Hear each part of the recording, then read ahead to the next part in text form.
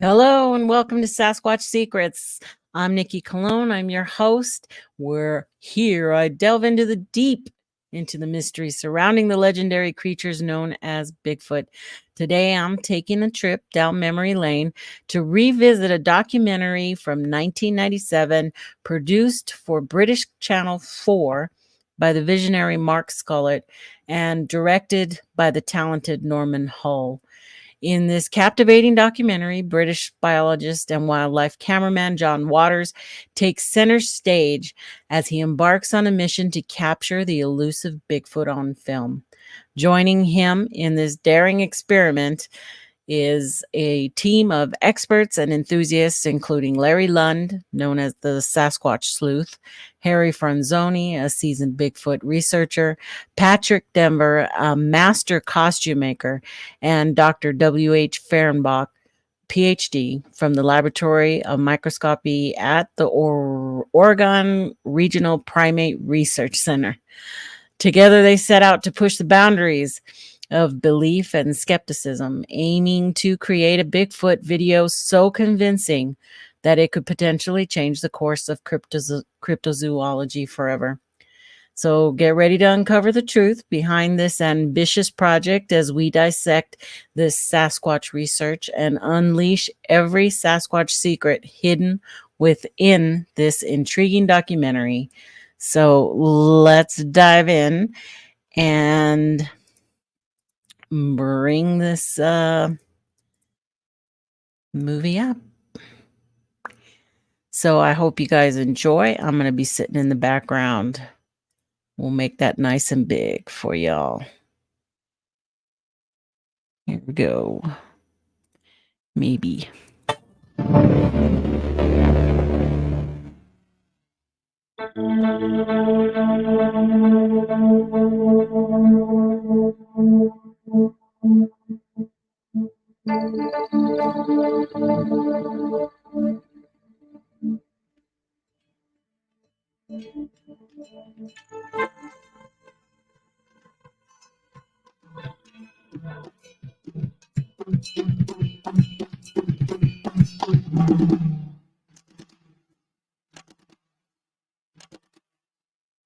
I knew nothing about Bigfoot before August 1st, 1993, when I was camping with my fiancée at a place called Skookum Lake in Clackamas County here in Oregon.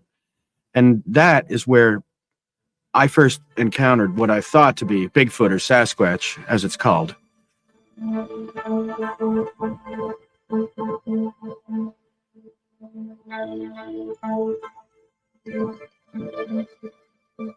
I was driving up a road late at night, and I thought I made a wrong turn. I backtracked about a quarter mile back the way I had come, and where I had just come from, there was now a staggering smell, like nothing I'd ever smelled before in my life, as pungent as a skunk, but different than a skunk. The hair stood on the back of my neck, and as I sat there in the silence, I could hear what sounded to be like really heavy footsteps just at the edge of my range of vision. I couldn't see anything, but I could smell this terrible smell, and I could hear this kind of ominous sound. So even though I didn't see Sasquatch, I believe it was a Sasquatch. I came back after that night convinced that Sasquatch was real.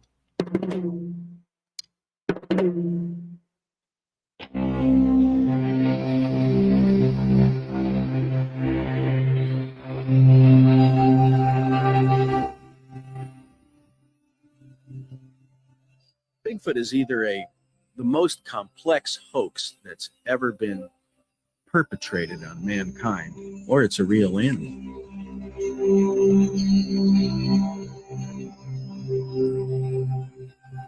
the search for Bigfoot is like the search for the Holy Grail. People really want to score that big payoff and find Bigfoot when no one else has.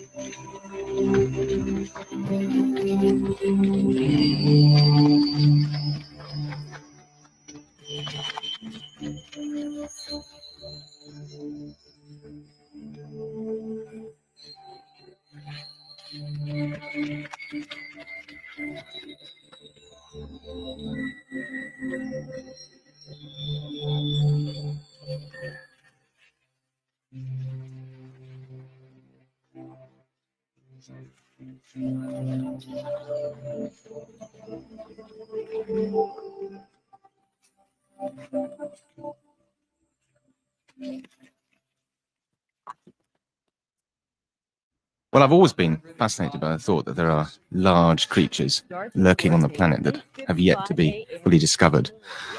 I mean, it's just such a great idea that science has completely overlooked something as large as, say, the Loch Ness Monster, or the Yeti, or indeed Sasquatch.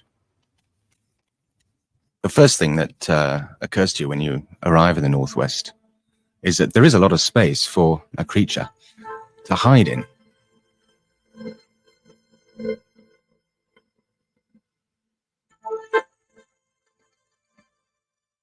I was fascinated by the idea of coming to Oregon and finding out more about it.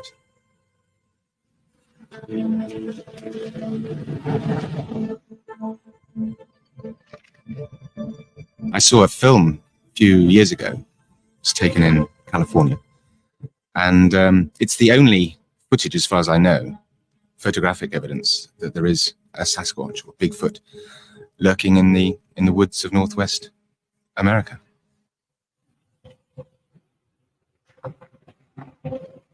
Ever since that famous Patterson footage, which is now 30 years old, and with every sighting that has happened since, there's a growing band of Bigfoot investigators, and their job is to analyze and check out each sighting after it's occurred. This is on October 20th, 1967. Roger Patterson and Bob Gimlin were down there deliberately looking for evidence of the Bigfoot. And squatting beside the river here was this creature. And as it came up, it frightened the horses. Roger Patterson was thrown to the ground. And as he fell, he had the sense of mind to reach up and pull his camera out. And then he started filming and walking fast after this animal. As you can see, it bounces around a lot, and that's due to logs in the way in the front he climbed over. And he'll get to these different positions, and he'll stop, and it'll clear it. But then he goes back to jumping around again.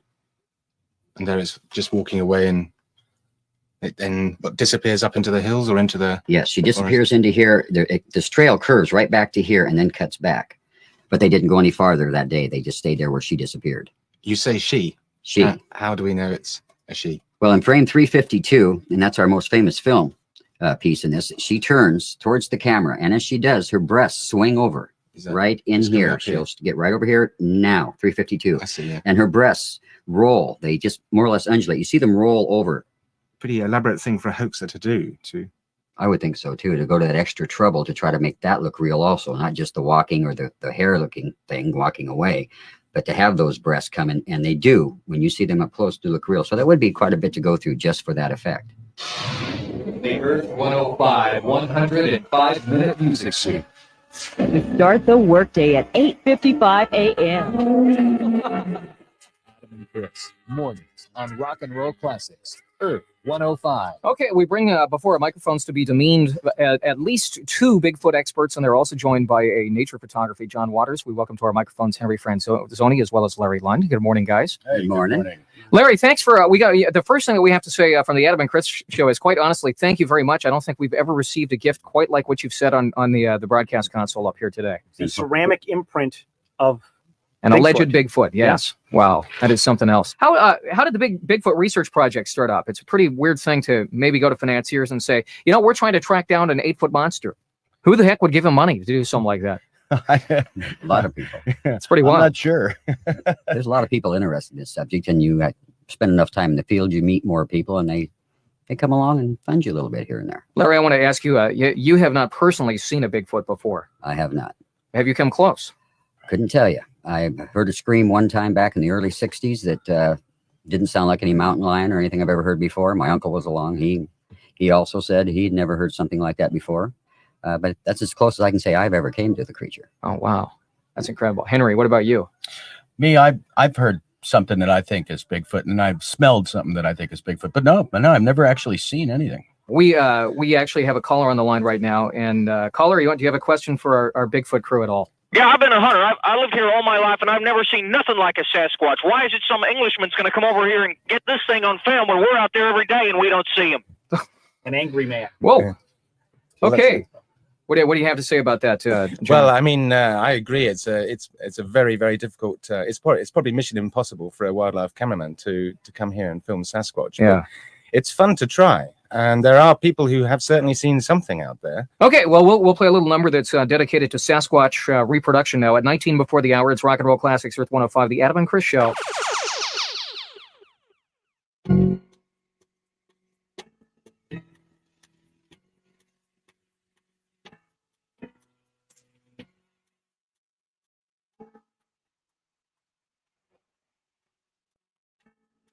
From the many people I've met who had a Bigfoot experience, whether they've seen it, smelt it, or heard it, Bigfoot gets to them when they've had one of those experiences.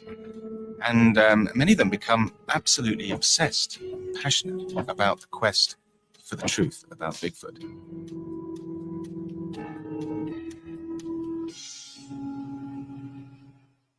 I've collected hairs now for several years.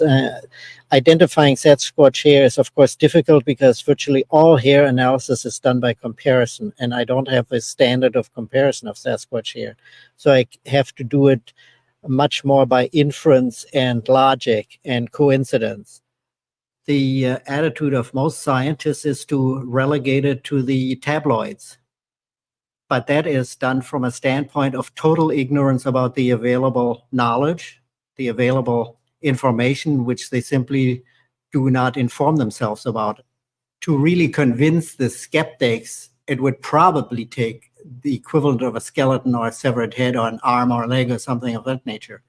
I was hoping that a hair would be able to yield a DNA sequence that could be directly compared to human and ape DNA sequences.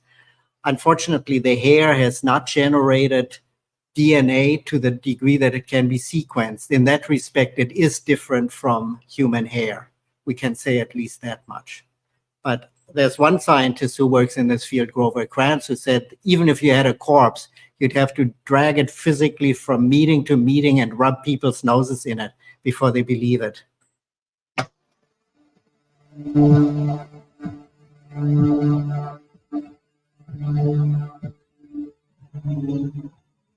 of the major problems we run into in this field is the hoaxing. It goes on continuously year after year. People send us things that they're just crazy, and we have to waste our time on them because we have to make sure they're not real. One of the biggest things are videotapes, which we get an awful lot of. This one was sent to us from a friend of mine back east. It was sent to him from Ohio. It was brought up that it was a real footage, but as we watched it over the period of time, we don't believe there's anything real here except for a man in a costume. One of the main things that caught our eye was the fact that he walks from left to right. He takes some animalistic looking steps, but then you'll see that it looks like a man hiding behind trees and jumping out. Then he turns around and goes from right back to left. We find this hard to consume, that a creature would hang around unless he's trying to get a better camera shot on it. So we pretty much put this down as a hoax, even though we're not positively sure.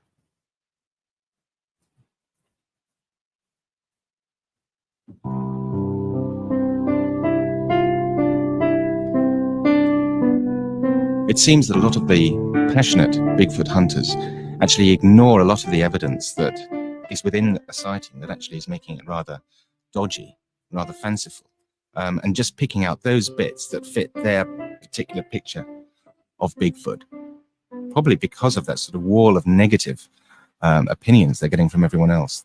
They're actually not looking beyond their fixed target at the wider picture.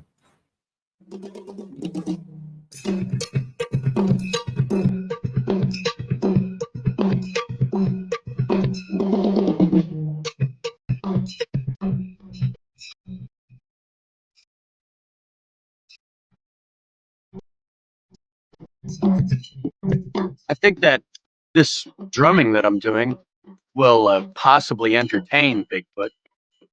But if not, I'm hoping that it makes Bigfoot curious and that Bigfoot comes and listens to me.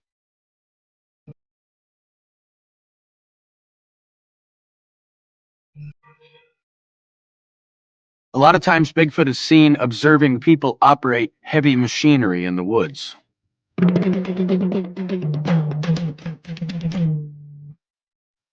Lots of people look for Bigfoot. They search for Bigfoot. They hunt for Bigfoot. They never seem to find Bigfoot. The only time Bigfoot is actually seen is through accident and happenstance. People camping sometimes find that a Bigfoot is observing them. So what I'm doing is I'm trying to make Bigfoot curious. I believe that Bigfoot finds you. You don't find Bigfoot.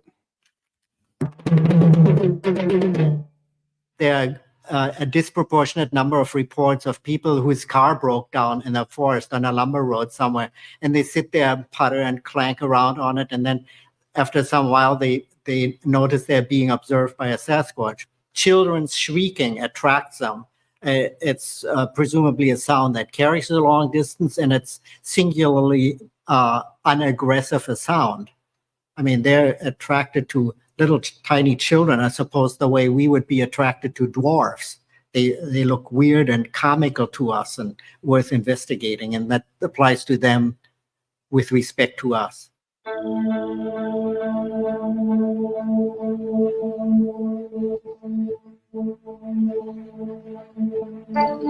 All our fairy tales have the dark, forbidding forest as a place of danger, as a place where monsters lurk, the famous bogeyman. So we have in our minds a certain sense of foreboding about the dark forest interior. And here, I have to say, this forest in Northwest America is just like the fairy tale forest. It's dripping with ferns, it's dark, constantly wet, and as you move, there's a sort of play of shadows. You get the feeling that things could be hiding in there.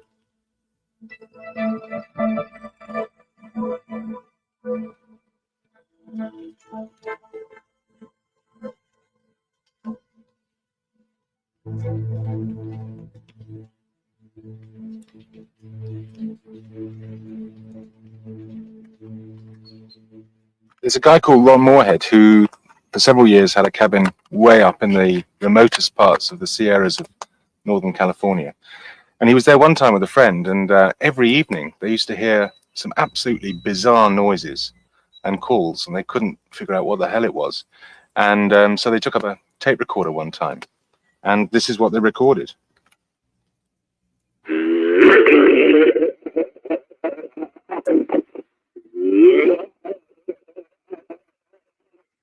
It is very bizarre indeed.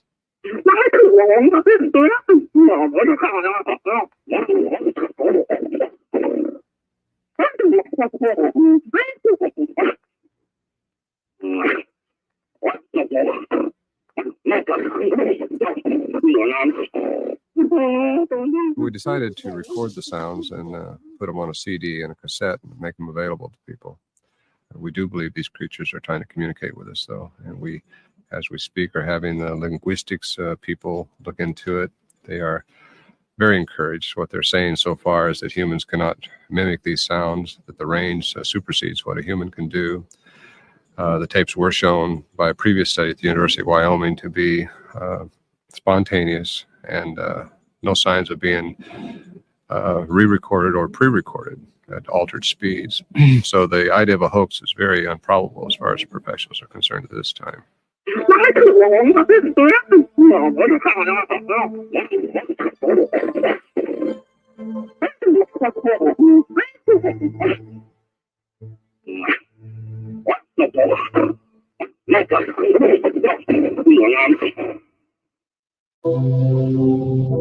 It's obvious that for some people, Bigfoot is alive and well, but living in their imagination. And there are some people who I think their sense of humor has pushed them to do a hoax. But there are some people, I mean, they could not be more credible witnesses. and yet they have seen something that is almost impossible to explain.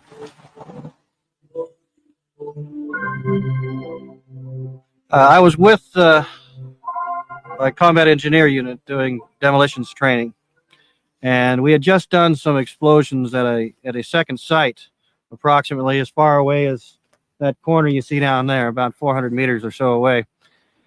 And we had set some charges at the current site and had gotten in our vehicles and were heading down the road in a convoy when I happened to glance down at the second blast site, and standing out in the open in the middle of this rock quarry, as it was, were these three jet black, very large creatures. When I first saw these creatures, my mind refused to accept that I was seeing what I was. In a matter of 4 to 5 seconds, perhaps, I tried to explain it away as deer, elk, possibly 3 bears, but I was left to believe after a few short seconds that I was seeing these big feet that people have been talking about for years. After about 25 to 30 seconds of viewing them, I lost sight of them as we drove into the tree line. If somebody would have asked me prior to this sighting whether or not I actually believed that these creatures existed, I probably would have responded, I'm open enough minded to believe that they exist, but I'd have to lump it right there with UFOs and the like, that I would have to actually see one to believe it. Today I can say, not only do I believe they exist, I know they do. I have seen them. One of the things, I suppose, I guess, is that so many of the experiences are intensely personal. There's nothing you can actually then show someone and say, It's almost as if, yes, a Bigfoot. the most concrete thing is the 67 Patterson film. Have you seen the 67 Patterson film? I saw it many times. That's held up. That is the most concrete evidence that we've ever found. It's still controversial 30 years later. And it's something that, for me, the more that I've studied it, the more I've looked at it, the more I'm convinced that it's real. The fact that the Patterson film exists at all means that, to me, this phenomenon, this Bigfoot phenomenon, is not a mass hallucination. It's not a cultural phenomenon, because you can't take a picture of a mass hallucination. This was taken from Bluff Creek, October 20th, 1967, from the Patterson film, taken that same day. It's 14.5 inches long, and as you can see, it's rather narrow compared to these. These are also Bluff Creek tracks from 1960, a different size and shape of creature, perhaps.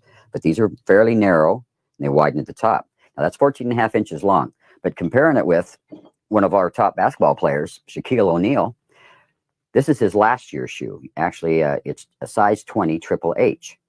This year, he wears a size 22 Triple H.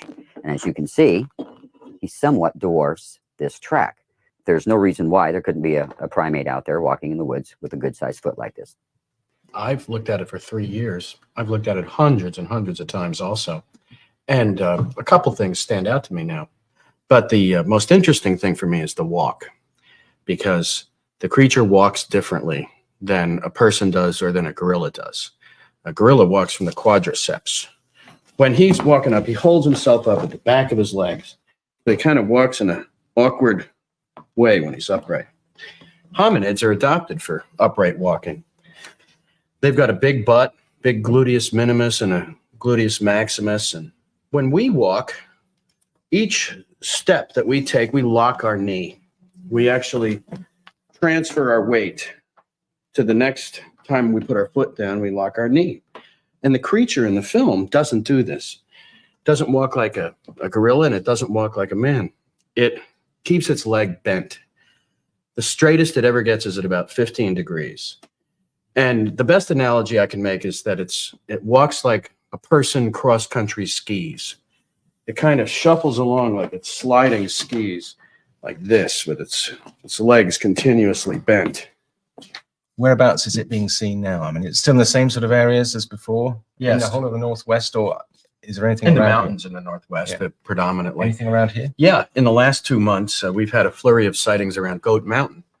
I've got a friend who, if you're interested, he'd take you up there to meet this guy, Howard Hall. He doesn't have a phone, but he comes up with a lot of sightings. Okay. And whether or not he's a legitimate guy, I don't know, because There's some big screwballs out there.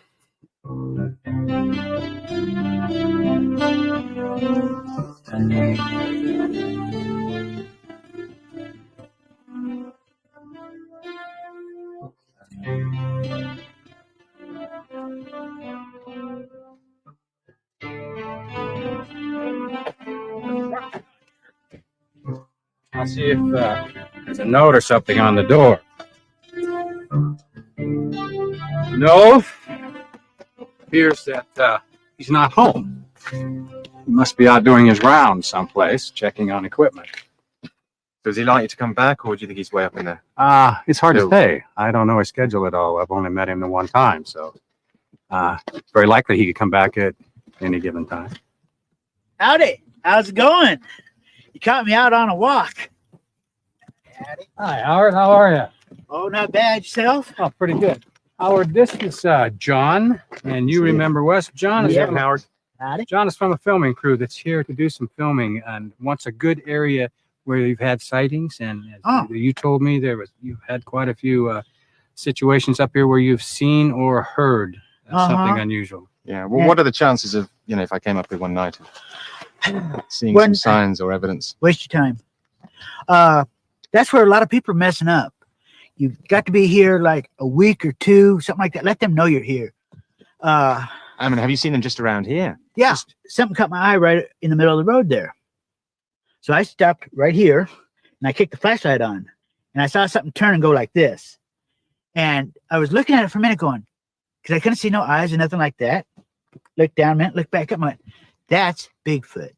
And he was like 6'6", real broad.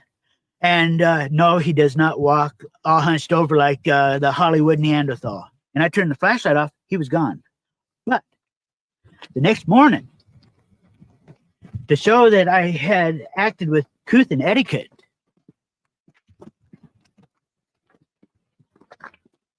that piece of bark was left laying there. And he left that? They come back down that night. I heard him come down, but I just didn't open the door. How come you don't take a picture of him, Howard? Because if I take a picture of him and someone goes, well, yeah, there's Bigfoot right here, I'm going to have every Bubba redneck in the woods up here with a gun to be the first one to kill a Bigfoot. Howard, why do you think he left that piece of bark there? As a thank you. Because obviously this is one of their cut areas. This is one of their trails. And I didn't bother the kids. I took the light off him so he could go on his way. And when they come back down, I kept the dog in the trailer. So they didn't have to worry about, anything going wrong. So you think that for some reason they value bark enough to give it to you as a gift? No, what it was, okay, like the early Indians, in the Old West, when they was traveling a trail, the deal was when you come to a crossroad, you stop and you put a rock down. All that rock meant was, hi, I'm a human, I'm alive, and I crossed here. Thank you. My big claim to fame with Bigfoot research is that it struck me one day that the Native Americans knew a lot more about Bigfoot or Sasquatch than us white people did. So I found all the names of Bigfoot that I could find that were Native American names. I found over 100 names. And I plugged them into the U.S. government's Geographical Names Information System and found 2,300 places in America that had been named for these creatures. Then, assuming that this is also a place, these places were places they wanted to hang out, I found that on a map, these places followed the summit ridges and summit peaks of all the mountain ranges in America, particularly here in Oregon and in Washington. Over here on the 3D relief map, I found that the Indian place names and modern sighting reports fall along the summit ridges and peaks of the Coast Range, the summit ridges and peaks of the Cascade Range, and in particular, the highest density is between these three mountains, Mount St. Helens, Mount Adams, and Mount Rainier. And the triangle formed within that is the highest density of Indian place names having to do with Bigfoot or Sasquatch.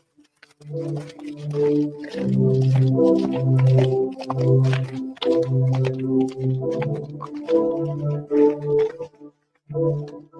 the Plain States and in the East Coast and South, Bigfoot is regarded as a supernatural creature. Many tales are told of Bigfoot's ability to turn invisible.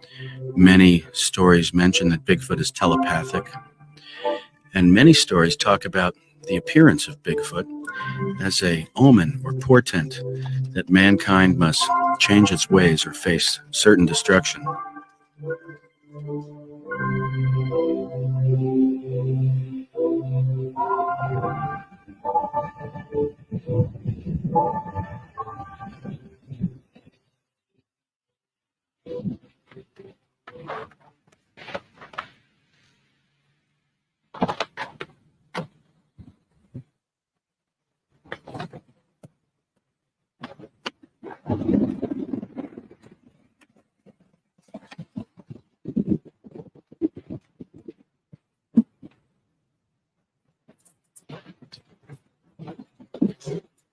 I have a sense of humor, God.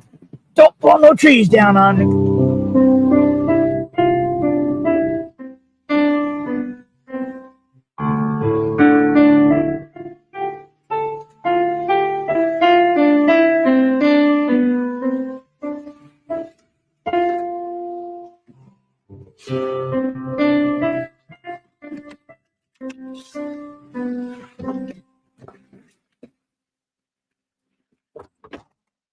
People tell me to wear a hat like that because of the hunters. What do you think? I mean, do you Well, wear a hat like that?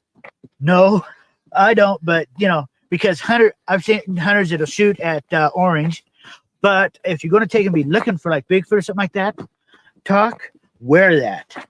Because if you're wearing that, there ain't no way in hell you're trying to sneak up on them. They can see that a mile away, and you'll put them more at their ease, and you stand a better chance of seeing something. This is the borderlands where the two clans met. This, take a look, check it out. You got trees pulled over. You got trees pushed down. You got trees laying in trees. What happened is right in through here, there's two clans and territory fights for food for winter. And if you look, when I first saw it, I went wind damage. Then I got to checking, and the trees around it are in good shape. And a lot of these that came down after I started jumping them up here. Did you hear when it happened? How long ago was this? There was a couple days worth, and I stayed out of here because where they might take and say snapping the tops of the trees off proves their point to each other. I'm shorter than they are. I don't want them saying driving me feet first into the ground up to my neck is proving a point, you know. This here you're talking survival. You're talking food for them and their families, their kids. You're better off French kissing a cobra than getting in the middle of something like this. So are there any other animals that could have done that? I mean, could it have been a bear? Or... there's other animals that use this trail. The cougar and the bear is the main ones that come up here. And if a bear was to come up here and do that, it would have ripped out all these trees right in through here. They have no sense of humor. If something's in the way, they tear out a big enough area where they can just walk. That's a tool. So it's only the Sasquatch that actually sort of pulls its way out there. That helps them to climb up without leaving prints, and they can come down and break their fall so they don't go down too fast and sprain an ankle. Are there any other sort of areas like this with that sort of... Oh, God, yes. Come with me. You know, I've got something that makes this look like it's nothing. And it's just right up around the corner here. Come here and be prepared to be bedazzled. You might want to take a move up here for a month or so, let them get used to you. And you're going to take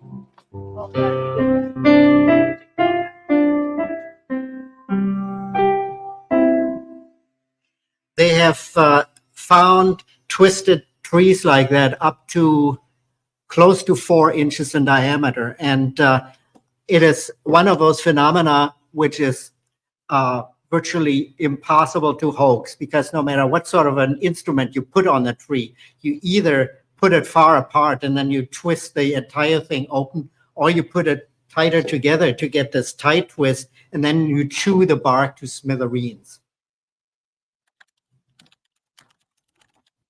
Taking the case of the gorilla was known to natives of the area where it resides for 100 years before any Western scientist found a specimen. It was seen as a myth. It was seen as a legend. And then one day when a real specimen was brought in, all of a sudden it was seen as a real creature. I think people should really keep an open mind about this because there's a lot of evidence supporting the existence of this creature. The amazing thing is just being here in the middle of the forest in Oregon doesn't mean I'm isolated at all. I just need a laptop computer, fax modem, and mobile phone, and I can be in touch with 13,000 Bigfoot sites on the internet. In fact, nowadays, with all this sort of modern technology, phones, satellite links, you're never really alone, wherever you are. There was that story of the guy who was right at the summit of Everest, and he knew he wasn't going to make it down. But he did manage to call his wife on his phone, and I guess he's still up there, still clutching the phone. But anyway, here we go. What have we got here? We've got all these Bigfoot sites. Here we go, scrolling through. Oh, here we go. Henry Franzoni's homepage. That's what I want.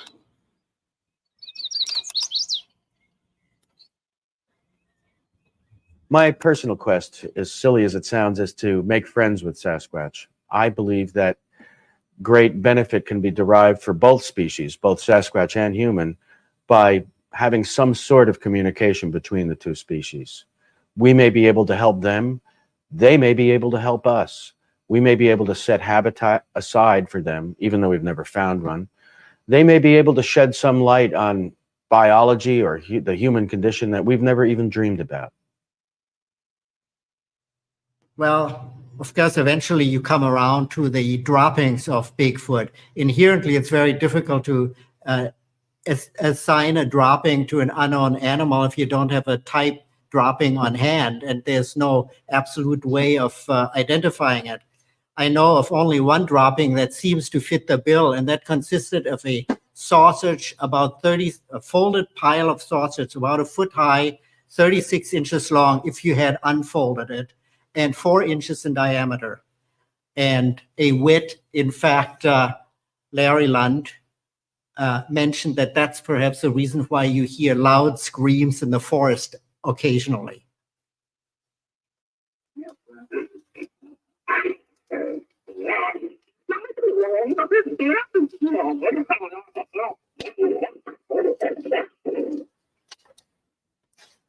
I hope this is a good idea. If I could reply to this playback, I don't know what I'd do.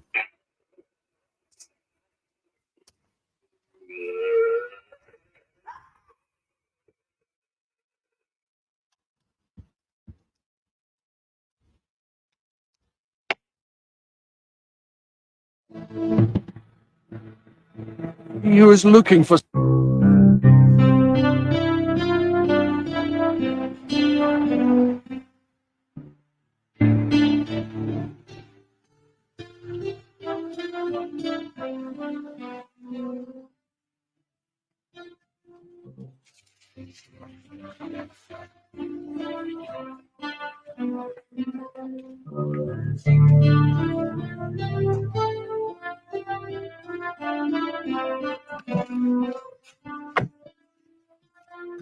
As a biologist and wildlife film cameraman, of course I'm skeptical about whether or not these creatures exist. But it's not impossible. I mean, just a few years ago, they discovered a large antelope in Vietnam that was completely new to science. No one had ever dreamed it was there. But they found a horn, I think it was. And that's the trouble. You need something solid, a bit of the animal, or preferably the whole animal. Okay, see you later, Henry. Don't be late. I think it sort of generates its own momentum because we all love the idea that there is some sort of creature or monster lurking out there. It gives a sort of thrill to a visit to the woods, especially if you go deep into those woods. It's an interesting feeling. It gives it a sort of added edge. I mean, seriously, the chances of filming Bigfoot. 0, I would say. 0. And this isn't actually even the darkest forest the deepest forest has actually been thinned out a bit. That's just so I can see something. The densest forest, you can't. I mean, you can't even film in the middle of the day. It gets that dark and dingy and damp. It's certainly part of its mystique. Very dark, forbidding sort of place. But as far as filming Sasquatch, in what little time I have, zero. Forget it.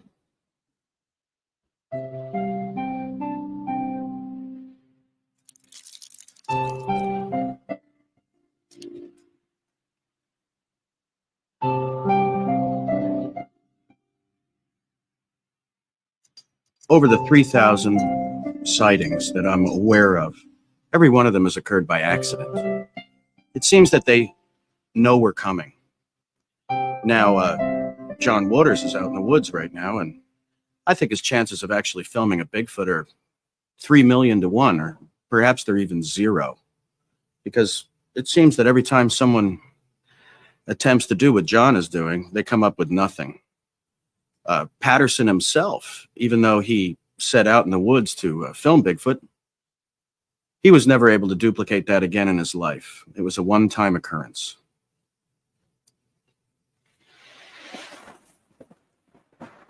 Apparently, there's one extremely good way to attract a Sasquatch, and that is to beat a tree as hard as you can, just to see if it... Ooh.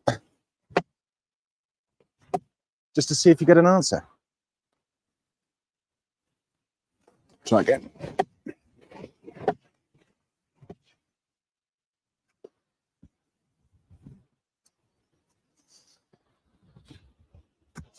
Didn't hear anything. You get a lot of crackpot ideas, all well. Maybe that's too unkind. A lot of strange ideas about Sasquatch.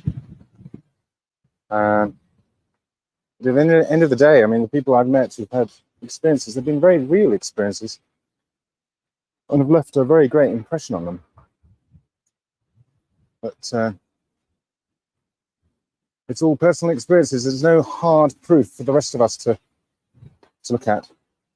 But right now, as it's absolutely pouring with rain, yet again, I'm going to turn you off and cover you up.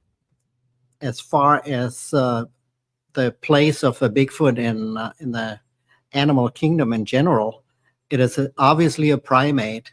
The fact that it is walking upright on 2 legs only superficially simulates its relationship to man, because in fact it has evolved in the direction of muscle instead of brain. If it had combined both, we'd now be living in the hills and the Sasquatch would be sitting down here.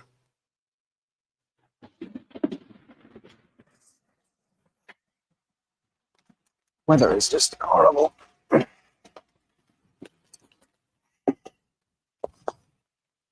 All right. Well, Henry's well overdue. Yeah.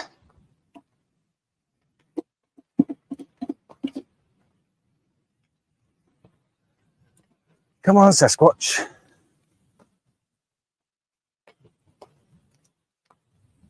Come on, Henry. Because I'm getting absolutely soaked. Can't get that Patterson footage out of my mind. If it is a hoax, it's certainly a very, very clever one.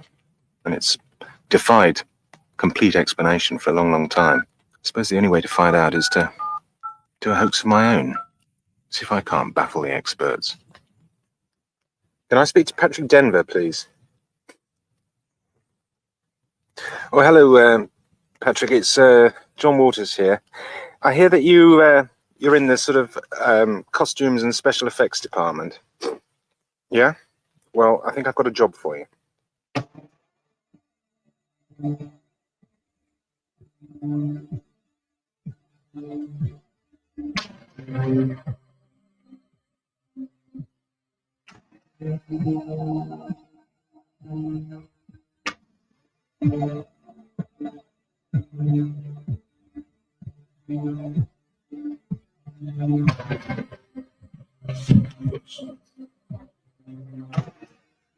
I don't know. It's very difficult to generate a suit that fit the tight muscle body of that creature. Compared to that, yeah, they're not even a match at all. In the mist, at a slight distance, perhaps that isn't so clear that it's a uniform hair length. Because it looks more or less like a uniform hair length. It pretty much is. Well, They're it's smaller very hairs clean, underneath. where a creature out in the bush would have a mangy sort sure, of. it'd be matted in places. It would be, you know. I'm sure it'll be matted in place Yeah, at the end of the day. Stay in this long enough, it won't be clear. Yeah, okay, there you go. We'll stick a Tell few that. twigs in there.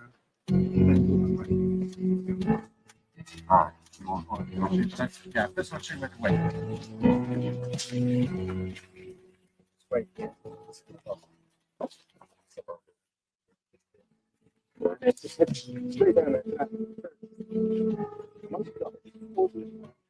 I mean, I'll just say I was out for a walk in the woods and came around a corner and lay me down. What did I see? What was there but a big hairy fella? Now, obviously, to make this hoax, you know, convincing, I have Yes, to have be to. quite far away, Right. and I have to have the Right. creature obscured as much as possible, because otherwise, it's not going to bear examination, serious Yeah. examination. This is where I'm going to encounter you, as it were, where I'll first see you. So I'll just take you down there and run through what I'm going to do. How you feeling, all right? Okay, let's go down and I'll show you where the mark is.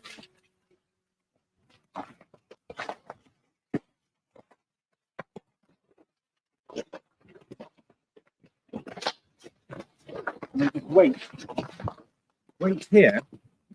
You can then, this is when you could be looking. Can you see okay? Wait sort of obscured until when you see me running down through there, approaching, then turn and walk again quite fast this time. I'll try to catch up with you, but I won't, as it were. End up disappearing, but just keep Because walking. I have this 5-foot stride and Exactly. I'm leaving you behind. Exactly. All right. Okay, let's give it a go.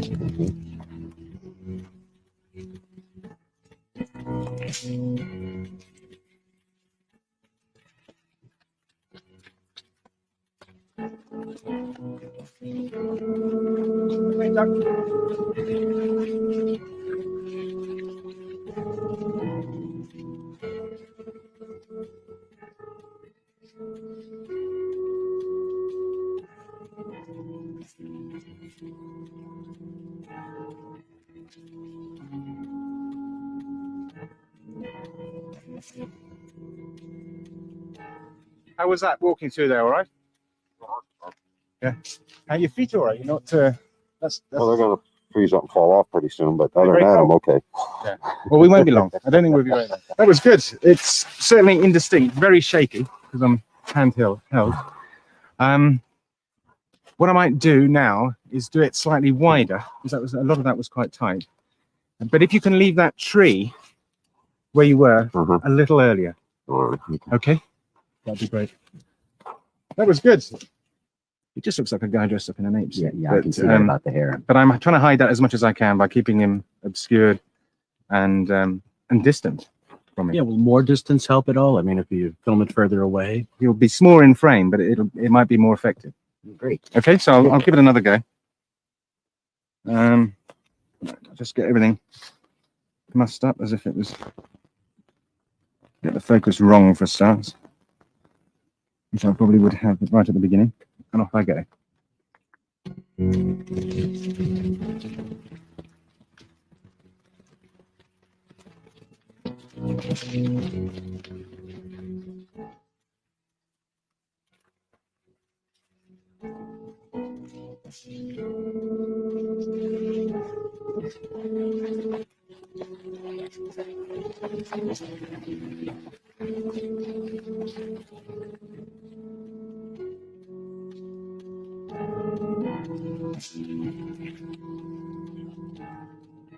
I made a bit of a mistake there. I cut it.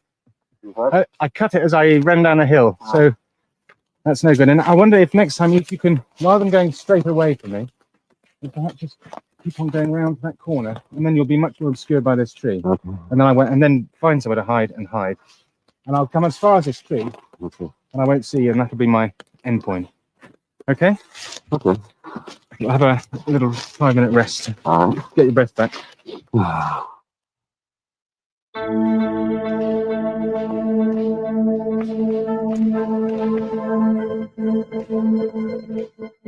Our man in an ape suit looked always like a man in an ape suit. The hair was too long, and I think it'd be quite quickly exposed for the hoax that it was.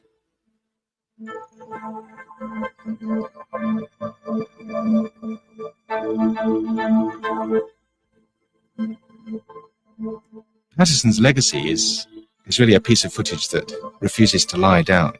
If it's a hoax, I would have sort of expected that the hoaxer by now would have revealed it as a great spoof, a great bluff at Bluff Creek.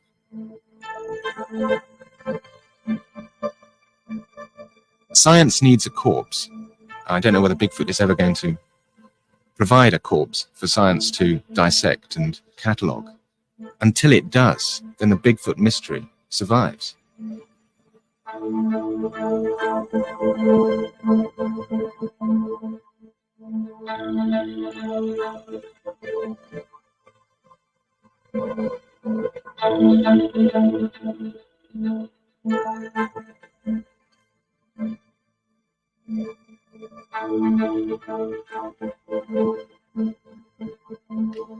So there we go. What do you guys think?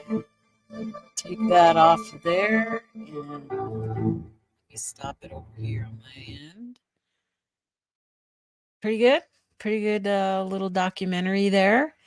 And you were watching John Waters, and biologist and wildlife cameraman, you know, explore this whole idea that